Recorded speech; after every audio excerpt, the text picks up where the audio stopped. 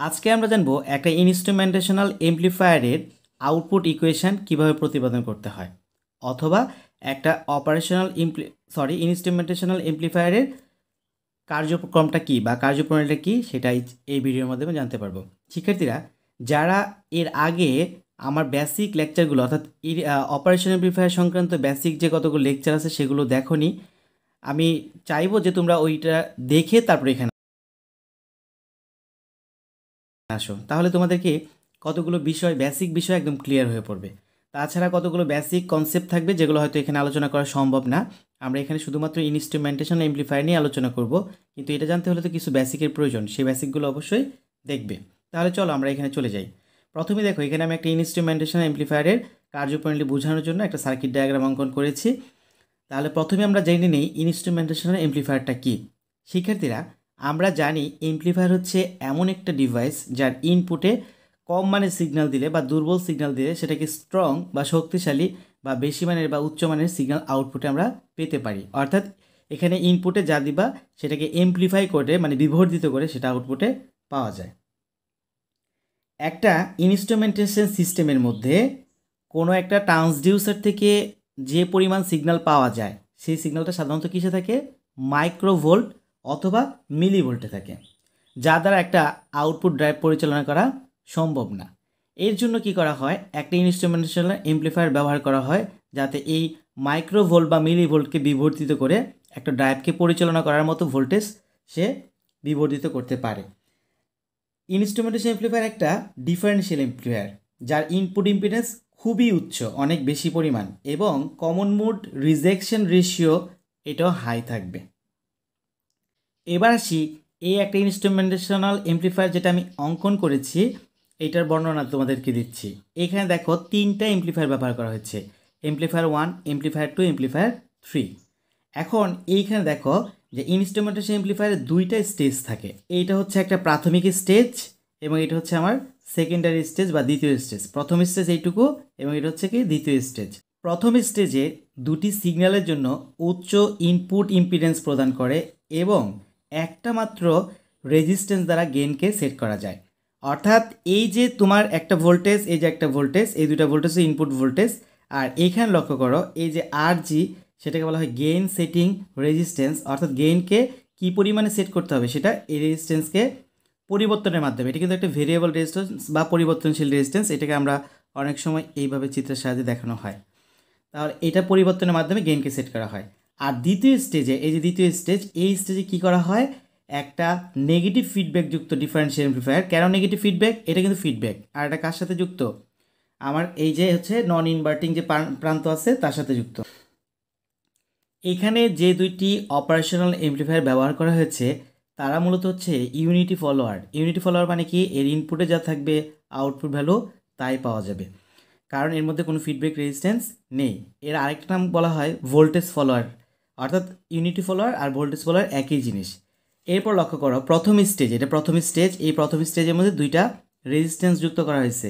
এটা হচ্ছে একটা আউটপুট রেজিস্ট্যান্স R1, এখানেও আউটপুট রেজিস্ট্যান্স R1, আর এই মধ্যে যেই রেজিস্ট্যান্সটা বা পরিবর্তনশীল রেজিস্ট্যান্স ব্যবহার করা হয়েছে সেটা হচ্ছে RG বলেছিলাম। RG মানে হচ্ছে গেইন সেটিং রেজিস্ট্যান্স। আর এই R1 RG আর হচ্ছে এই R1 এরা পরস্পর কি সিরিজে যুক্ত অবস্থায় আছে।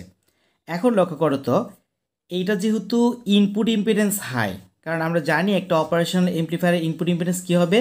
হাই হবে। তাহলে ইনপুট ইম্পিডেন্স হাই হলে এর ইনপুট কারেন্টের মান 0। কারণটা কি? দেখো, ইনপুট ইম্পিডেন্স বা ইনপুট রেজিস্ট্যান্স, আমি রেজিস্ট্যান্স দ্বারা এখানে দেখাচ্ছি, এটা কি হবে? এটা হবে অসীম। তাহলে অসীম হলে এখানে যে ইনপুট কারেন্টটা আছে, ইনপুট কারেন্ট, আর তার মান হবে কত? 0। কারণ এই দিক দিয়ে তখন আর কী হবে না? কোনো কারেন্ট প্রবাহিত হবে না। আমি ধরলাম যে দিক দিয়ে কারেন্টের মান ছিল হচ্ছে IA, আর এদিক থেকে যে কারেন্টটা গেছে সেটা হচ্ছে এটাকে IA1 ধরলাম, আর এদিকে যে কারেন্টটা যাইতো সেটাকে বলতাম সে IA2। তাহলে যেহেতু এটার ইনপুট ইম্পিডেন্স অসীম, যার বিধায় এর মধ্যে দিয়ে কোনো কারেন্ট এদিকে যায় না। অর্থাৎ IA = 0 আর IA2 = কী হবে? 0। মানে IA1 IA2 দুইটার মানে কী হবে? 0 কারেন্টের মান। এখন লক্ষ্য করো তো, আমরা জানি যে এই যে অপারেশন এমপ্লিফায়ারটা এখানে দেখতে পাচ্ছি, এই অপারেশন এমপ্লিফায়ারের এর সাথে এই প্রান্তের সাথে এই প্রান্ত কীভাবে যুক্ত? Virtually grounded. কারণ একটা আদর্শ অপারেশন এমপ্লিফায়ারের আমরা জানি যে এদের অভ্যন্তরে তারা কি থাকবে, এই V1 এর মধ্যে যেই মান দিব V2 এর মধ্যে কি সেই মানটাই পাওয়া যাবে, কারণ তারা কি আছে ভেতরে ভার্চুয়ালি কি গ্রাউন্ডেড করা আছে। তাহলে এখানে যদি V1 দাও, এই V1টা এদিক থেকে এসে এই পর্যন্ত V1 এখানে চলে আসবে, অর্থাৎ এই প্রান্তে যে ভোল্টেজ সেটা কিন্তু V1। আবার দেখো এখানে কি V2 সাপ্লাই দিয়েছি, এখান থেকে ভার্চুয়ালি যেহেতু শর্ট অবস্থা আছে তাই এই ভোল্টেজটা কোন পর্যন্ত চলে আসছে, এখানে হচ্ছে ভোল্টেজ 2।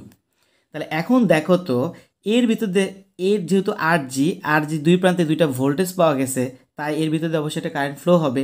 এখন আমরা ধরে নিলাম যে এর ভিতরে যে কারেন্টটা ফ্লো হচ্ছে সেটা হচ্ছে উপর থেকে নিচ দিকে, উপর থেকে কোন দিকে যাচ্ছে কারেন্টটা, নিচ দিকে, এবং তার নাম, আমি এখানে নামটা চিত্র ছোট হয়েছে তাই দেখাতে পাচ্ছি, নামটা এখানে দেখাচ্ছি, তার নাম ধরা হচ্ছে আইজি, অর্থাৎ গেইন সেটিং রেজিস্ট্যান্সের মধ্যে দিয়ে যে কারেন্ট প্রবাহিত তার নাম দিলাম কি আইজি। এখন আসো তো এই আইজির মানটা কত আমরা বের করি, আইজি ইকুয়ালস টু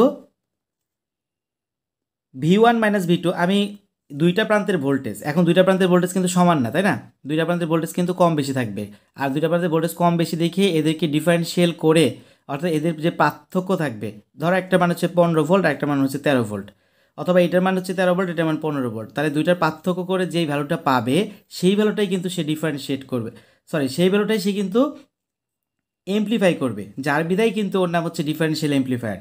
এখন দেখো আমি ধরলাম যে V2 এটার ভোল্টেজ বেশি, তাহলে V2 মাইনাস V1 এটা হচ্ছে তার ভোল্টেজ, আর কারেন্ট বের করতে কী লাগবে, ভোল্টেজকে রেজিস্ট্যান্স দ্বারা ভাগ করা লাগবে, যেহেতু এই দুই প্রান্তের ভোল্টেজ পেয়েছো তুমি, এটা রেজিস্ট্যান্স কত RG, এটা হচ্ছে IG, অর্থাৎ হচ্ছে কি আমরা বলবো গেইন সেটিং যে রেজিস্ট্যান্স সেটার কারেন্ট, তার মধ্যে দিয়ে প্রবাহিত কারেন্টের মান। এখন লক্ষ্য করো এইখানে দেখো, এইখানে একটা প্রান্ত বা টার্মিনাল, এখানে একটা টার্মিনাল আছে, আমি ধরলাম এই যে এইটার যে আউটপুট, এই যে একটা অপারেশন এমপ্লিফায়ার, এই অপারেশন এমপ্লিফায়ার আউটপুট হচ্ছে এইটা, এবং তার এটা যেহেতু 1 ছিল তাই এটার নাম দিল হচ্ছে V01, আর এটার নাম দেখো কি এটা হচ্ছে V2 ছিল তাই এটার আউটপুটে দিলাম V02। এখন লক্ষ্য করো তো আমি যদি এটা যেহেতু R1 RG R1 এরা পরস্পর কী অবস্থায় যুক্ত, সিরিজে যুক্ত, আর সিরিজে যুক্ত তাই এদের মধ্যে দিয়ে আর এদিকে কোনো কারেন্ট প্রবাহিত হবে না, তাহলে এই শাখা দিয়ে কী পরিমাণ কারেন্ট প্রবাহিত হয় সেটা আমি বের করব। শিক্ষার্থী একটা কাজ করো, তার আগে তুমি এটাকে সমীকরণ 1 দিয়ে রাখো, কেমন? আচ্ছা এখন দেখো আমি সমীকরণ 2 রেডি করছি, তাহলে এই প্রান্তের ভোল্টেজ মাইনাস এই প্রান্তের ভোল্টেজ আমি লিখতে পারি, এটা কী কারেন্ট বের করবো, এই যে এখানে যেহেতু পুরো একটা সিরিজ, তাহলে এখান থেকে যে কারেন্টটা প্রবাহিত হবে, আমি ধরে নিলাম যে এখান থেকে আইজি কারেন্ট আগে প্রবাহিত হচ্ছিল, এখনও এখান থেকে যে কারেন্ট প্রবাহিত হচ্ছে তার নামও কি আইজি, তাহলে এই কারেন্টটার নাম যদি আমি আইজি ধরি, আইজি ইকুয়ালস টু আমি লিখবো দুইটা ভোল্টেজের পার্থক্য, অর্থাৎ এই ভোল্টেজ মাইনাস এই ভোল্টেজ মাইনাস এই ভোল্টেজ, অর্থাৎ V01 বিয়োগ V02 বলতে পারি, কেমন? আচ্ছা এরপর লক্ষ্য করো এখান থেকে যদি আমি ক্যালকুলেশন করি আর নিচে দিব রেজিস্ট্যান্সের মান, টোটাল রেজিস্ট্যান্সের মান কী দিতে পারি আমি, টোটাল রেজিস্ট্যান্সের মান হচ্ছে এইটা যোগফল R1 যোগ R1 যোগ RG, ওকে, তার মানে আমি এটাকে লাস্ট লিখতে পারি V01, অর্থাৎ একটার আউটপুট ভোল্টেজ মাইনাস আর একটা আউটপুট ভোল্টেজ, দুইটা ভোল্টেজের পার্থক্য, আর নিচে লিখবো হচ্ছে 2R1 প্লাস RG, তাহলে এইটা হচ্ছে 2 নম্বর সমীকরণ লিখতে পারো। শিক্ষার্থীরা এখন দেখো তো সমীকরণ 1 এবং সমীকরণ 2 দুইটা কিন্তু একই ভ্যালু, তাই না, তাহলে আমি সমীকরণ 1 ও 2 সমন্বয় করে পাই। এর আগে আমি যেই কথাগুলো বলছিলাম সেই কথাগুলো কিন্তু লিখতে হবে, যে আমি এটার যে আমি কার্যপ্রণালীর কথা বললাম বা এটা হচ্ছে গঠন প্রণালীর কথা বললাম, কয়টা এমপ্লিফায়ার নিয়ে গঠিত, এই বর্ণনাগুলো কিন্তু তোমাদেরকে একটু দিতে হবে পরীক্ষায়। সমীকরণ 1 ও 2 সমন্বয় করে পাই বা 1 ও 2 হতে পাই, দুইটার ভোল্টেজ দুইটার কারেন্ট কিন্তু একই, তাহলে আমি বলতে পারি যে এইটুকু সমান এইটুকু, অর্থাৎ V2 মাইনাস V1 নিচে হচ্ছে RG ইকুয়ালস টু, এখানে কি লিখতে পারি V01 মাইনাস V02 সমান কত 2R1 প্লাস RG, এখানে আমি RG ছোট হাতে দিয়েছি, কোনো কোনো বইতে এই জিকে বড় হাতের দেখানো হয়, সো যে কোনো একভাবে দেখালেই চলবে। এরপর আসলে ক্যালকুলেশন করি, এখান থেকে আমি যে মানটা বের করব সেটা হচ্ছে আমার V01 মাইনাস V02, অর্থাৎ হচ্ছে এই ভ্যালুটা বের করতে চেষ্টা করব।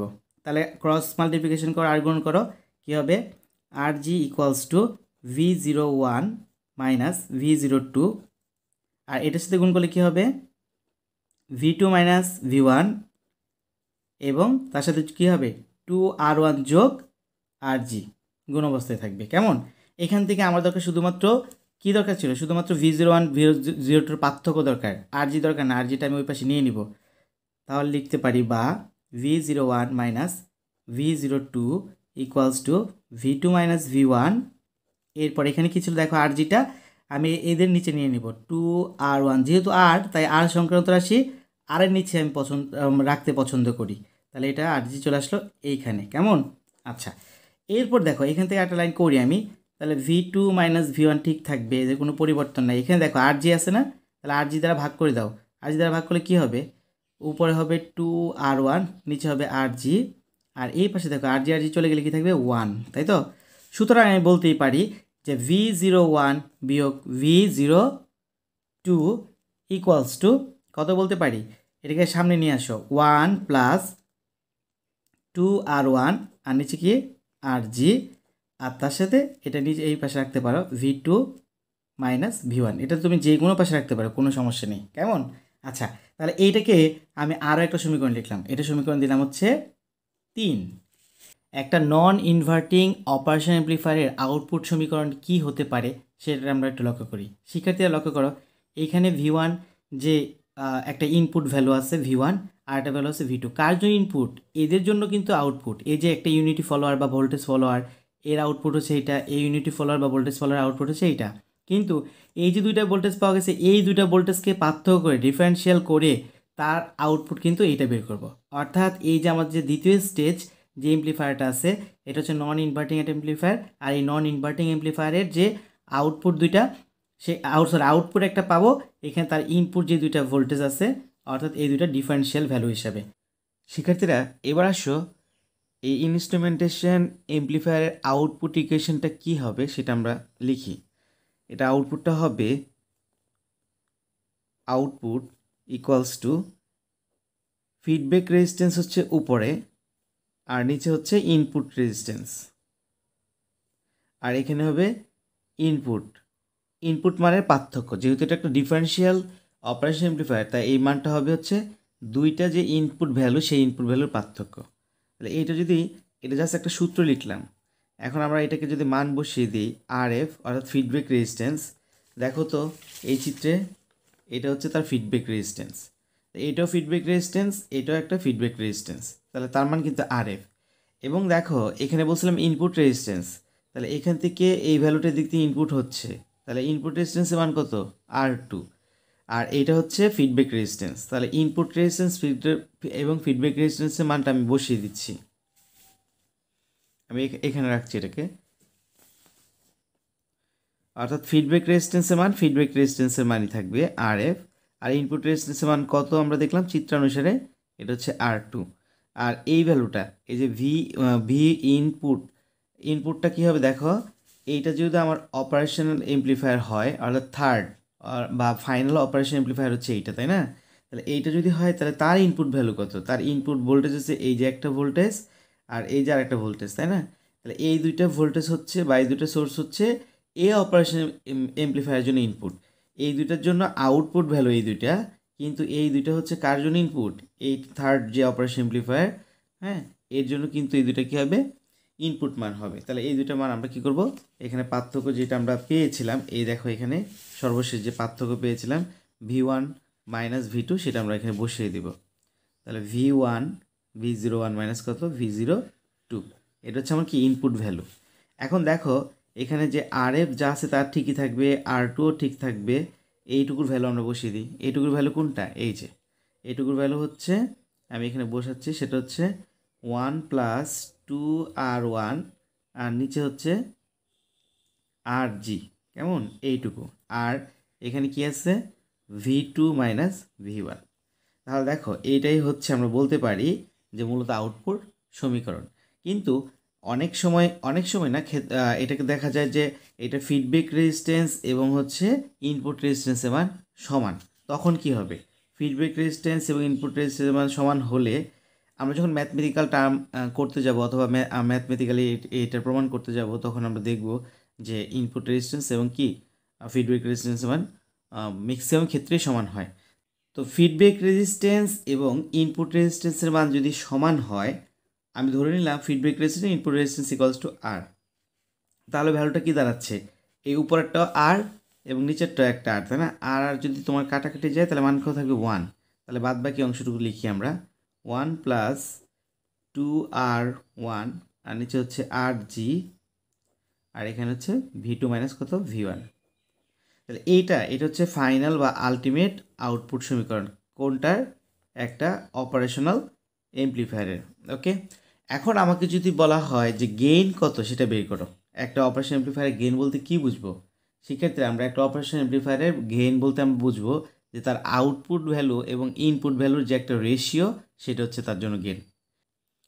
এই অপারেশনাল এমপ্লিফায়ার দিকে লক্ষ্য করো, এইটার ইনপুট ভ্যালু কোনটা, আউটপুট ভ্যালু কোনটা? এইটার ইনপুট ভ্যালু, এটা কিন্তু আউটপুট ভ্যালু, এটা নিশ্চিত, তাই না? কিন্তু ইনপুট ভ্যালু কোনটা সেটা নিয়ে কিন্তু তোমাদের মধ্যে অনেক কনফিউশন থাকে। তোমরা হয়তো চিন্তা করতে পারো যে এইটার আউটপুট, এটা যদি আউটপুট হয় এই দুটো হবে ইনপুট। কখনোই না, কারণ এই দুটো হচ্ছে ইনপুট কখন? সেকেন্ড স্টেজে। প্রাইমারি স্টেজে কিন্তু তারা কখনোই ইনপুট না। কেমন? তাহলে এইটাকে আমরা হচ্ছে ইনপুট V1 এবং V2 দেবো ইনপুট। তাহলে এই দুটো হচ্ছে অ্যাকচুয়াল ইনপুট আর এটা হচ্ছে কি আউটপুট ভ্যালু। তাহলে এখন আমি যদি এইটার গেইন বের করতে চাই, গেইন শব্দটা হচ্ছে আউটপুট ভ্যালু এবং ইনপুট ভ্যালুর একটা রেশিও বা অনুপাত, যাকে এ দ্বারা প্রকাশ করা হয়। তাহলে চলো এটার ভোল্টেজ গেইনটা কত হয় সেটা আমরা একটু দেখি। এর ভোল্টেজ গেইন, আমি কেন ভোল্টেজ গেইন বললাম? কারণ আমি এখানে ভোল্টেজে ক্যালকুলেশন করতেছি। আমরা গেইন কাকে বলে, কীভাবে নির্ণয় করতে হয়, এটা নিয়ে আমাদের একটা ভিডিও আছে, এই প্লেলিস্টের শুরুর দিকে দেখবে তোমরা, তোমরা এখান থেকে দেখে নিতে পারো। তাহলে ভোল্টেজ গেইন আমি সেটাকে প্রকাশ করবো ভি। এ হচ্ছে গেইন আর ভি হচ্ছে ভোল্টেজ গেইন।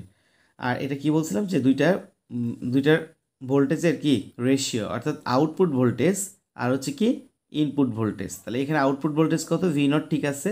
আর ইনপুট ভোল্টেজটা কী হবে? ইনপুট ভোল্টেজ হচ্ছে ওই যে V2 মাইনাস কত V1। তাহলে এইটুকুই হচ্ছে কি আমার জন্য ভোল্টেজ গেইনের সমীকরণ। তাহলে এখন দেখো এখান থেকে যদি আউটপুট ভোল্টেজ বাই করতে বলে এই এই এই মান দ্বারা, তখন আমরা কি করব? আমরা দেখো কি লিখব, আমরা লিখব হচ্ছে AV equals to V0 V2 minus V1। তাহলে এখানে আউটপুট ভোল্টেজ বের করলে কী করতে হবে? V out equals to AV আর V2 মাইনাস V1। তার মানে এইটা বলতে পারি আমি আউটপুট সমীকরণ। আউটপুট সমীকরণ এইটা যা, এটাও তা, কিন্তু এখন আউটপুট সমীকরণ যখন তুমি ভোল্টেজ গেইন দিয়ে বাই করবে তখন কিন্তু এই ভ্যালুটা পাবে। শিক্ষার্থীরা, এখান থেকে যদি ভোল্টেজ গেইন বাই করতে চাও, এটা তো ভোল্টেজ গেইন দেওয়া আউটপুট, কিন্তু এইখানে অ্যাকচুয়াল যে আমার আউটপুটটা ছিল এইটার ভোল্টেজ গেইন বলতে কি বুঝবো? এইটার ভোল্টেজ গেইন বলতে বুঝবো এর আউটপুট ভ্যালু, এই যে এটা কত V0, তাই না? Output voltage V0।